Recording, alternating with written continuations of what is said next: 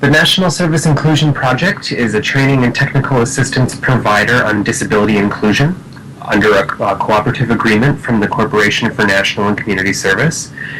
We partner with several organizations, the Association on University Centers on Disability, National Council on Independent Living, the Association on Higher Education and Disability, and the National Down Syndrome Congress. And our goal is to increase the participation of people with disabilities in national service.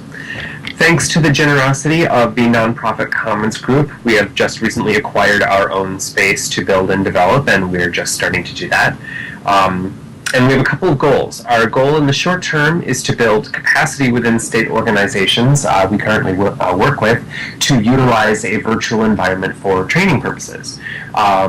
Many of the principles, particularly the principle of universal design, may be abstract for some. I mean, when you talk about lowering light switches, for example, or making a door accessible for everyone, even those perhaps with limited dexterity, it's good to actually have a representation of that, even in a virtual environment, rather than just talking about it blankly in a training. So that's kind of one thing that we'd like to do. Our building is still under construction, as I mentioned, but we intend on using this land parcel for things like training and webinars, technical assistance with our regular volunteering within Nonprofit Commons, a library for our trainer-to-trainer materials and resource links to our NSIP website, as well as the Corporation for National and Community Service, and perhaps most important, a visual view of what inclusion with a from-the-ground-up design can look like.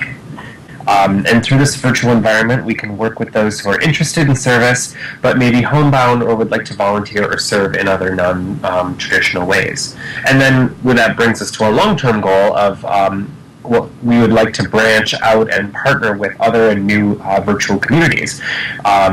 Working with the NPC and meeting with everyone on a regular Friday meeting is a great way to do that for starters, but we've also done things, participated in Helen Keller Day this past June, as well as ADA Day.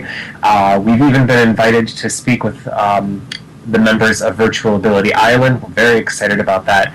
And we're even hoping to organize our own national service event in the future, either this fall or early next spring, to discuss topics on including people with disabilities in national service. So some definite avenues that we're interested here in Second Life in virtual environments, and a way to get ourselves out there more for people, and do all we can to promote people with disabilities in national service. So we're looking forward to it.